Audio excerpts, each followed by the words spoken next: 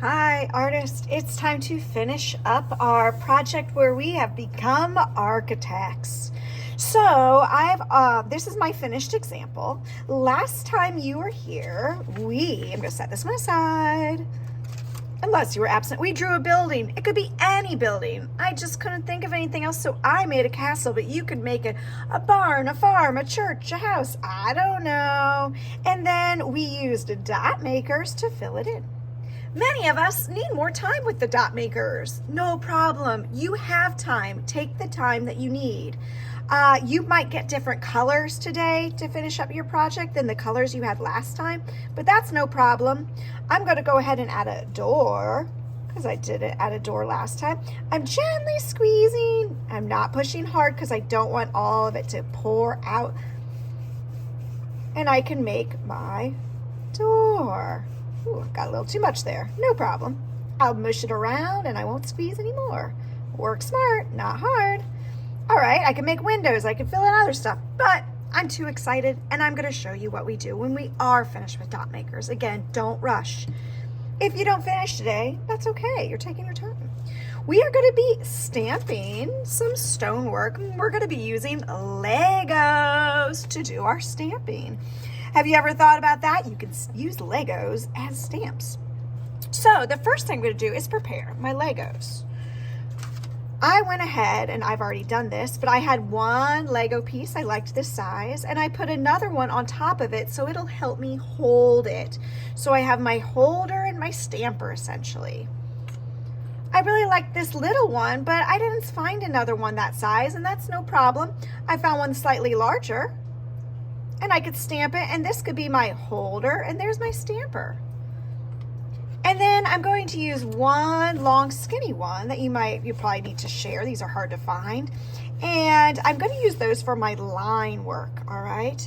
So that one I don't need to add anything to because I'm only going to hold one side. I'm going to use this not the flat way, I'm going to use this the wrong way. So we should be pretty tidy. You're going to get a dish that has some black paint in it. And the way that you want to work is you want to start at one spot and move your way over. But before that, the first thing I'm really going to do, I guess, is outline. So I'm going to take it, I'm going to dip it in the black paint, and I'm going to outline by dragging. You might need to reload. This one's pretty small, so I'll have to drag on the edge. Work smart. This one out.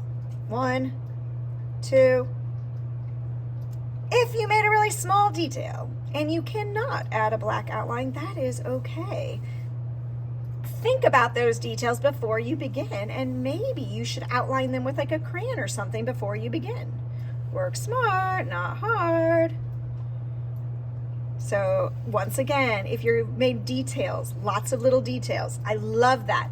But the Lego is going to be too big, so you'll need to plan ahead and maybe trace that with something else like a crayon. Boop. All right, maybe somebody else wants to do that. I'm gonna lay that on my towel that I've got there. And just so that you can see the crayon in case you're like, what is she talking about, too small? My door could be considered too small. So I got a dark crayon, the color that I like. And I can also outline with crayons. Maybe you wanna do that instead of doing that Lego part anyway. I don't know. All right, guys, let me set that down.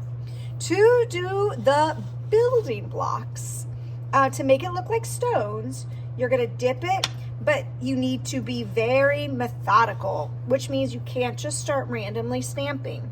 You, my dears, need to work smart. So, put them in a row.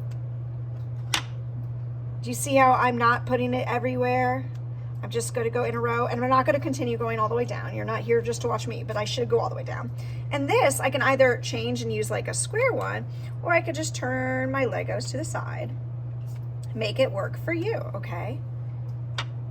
So, I'm going to put one right in the middle of that. Okay. This is super fun, and it's a great way to add texture. Ooh. Okay, so you fill the whole thing out.